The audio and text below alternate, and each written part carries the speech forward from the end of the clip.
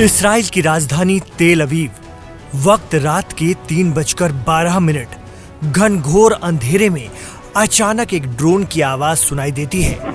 इससे पहले कि लोग कुछ समझ पाते या उस ड्रोन का पता चल पाता, एक धमाके के साथ लोगों की चीखें सुनाई देने लगती हैं।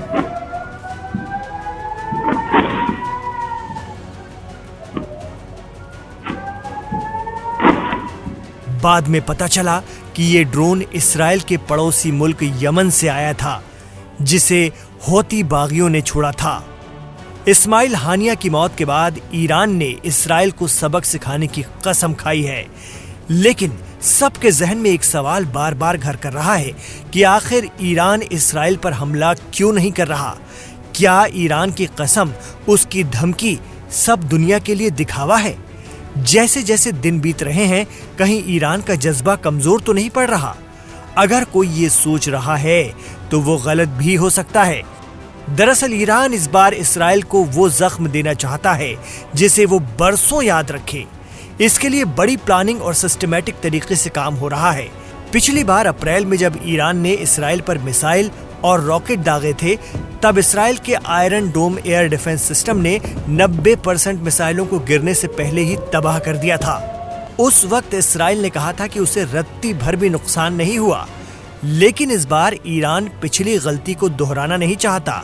इस्लामिक रिपब्लिक वक्त जरूर ले रहा है, लेकिन तैयारी वो है कि इसराइल और अमेरिका की जुर्रतों पर मजबूत लगाम कसी जाए। मीडिया रिपोर्ट्स की माने तो हाल ही में यमन के हूती विद्रोही ग्रुप के leader Abdul Malik al Houthi का बड़ा बयान सामने आया है। उन्होंने कहा है कि इसराइल के खिलाफ एक्सेस ऑफ रेजिस्टेंस के साथ हम लोग काम करेंगे।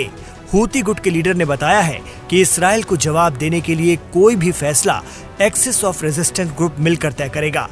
आखिर ये एक्सेस ऑफ रेजिस्टेंस ग्रुप है क्या, और अगर इस ग्रुप के सभी गुट मिलकर इसराइल पर हमला करते हैं तो ये कितना नुकसान पहुंचाएंगे?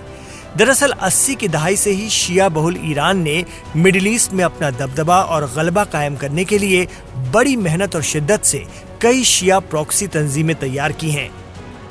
ईरानी रेवोल्यूशनरी गार्ड कॉर्प्स यानी IRGC, जिसे वहां पासदाराने इस्लाम कहा जाता है, उन्होंने बाकायदा इन ग्रुप्स को ट्रेन किया, फाइनेंशियल से लेकर हथियारों की मदद की। हालांकि ईरान इस बात को तस्लीम नहीं करता, लेकिन अब वक्त आ चुका है कि ये तमाम ग्रुप ईरान के लिए इसराइल को चौतरफा घेर लें, और यही है एक्सेस ऑफ रेजिस्टेंस का formula. Axis of resistance group में फिलिस्तीन में हमास, लेबनान में हिजबुल्लाह, यमन में हूती बागियों समेत इराक में बदर ऑर्गेनाइजेशन, सीरिया में कताइब हिजबुल्लाह जैसे संगठन आते हैं जो ईरान हिमायती हैं।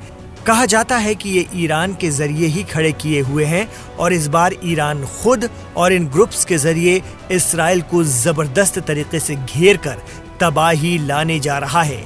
इतना ही नहीं, इस बार ईरान इतना वक्त इसीलिए भी ले रहा है कि तैयारियां एकदम पुख्ता की जाएं। ईरानी आर्म फोर्सेस के जरिए चलाए जाने वाले डेफा न्यूज के हवाले से कहा गया है कि ईरान ने एक लिस्ट जारी की है जिसमें साफ है कि इस बार इसराइल को कहां-कहां निशाना बनाना है। लिस्ट में इसराइली मिलिट्री बेस, तेल अवीव में इसराइल का फौजी दफ्तर, यरूशलेम की नेसेट बिल्डिंग, इसराइल के 8 एयर बेस, कई शहरों की अहम सिविलियन इमारतें, power plant, airport, gas field और दूसरे ठिकाने शामिल हैं। ये टारगेट लिस्ट काफी लंबी है।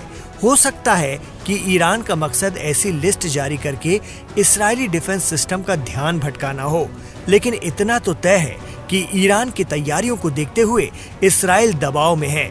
अपने दोस्त को बचाने के लिए अमेरिका ने वॉरशिप और लड़ाकू विमानों को तैयार कर दिया है, तो ब्रिटेन ने रॉयल नेवी शिप्स के साथ RAF हेलीकॉप्टर को भी स्टैंड बाय रखा है।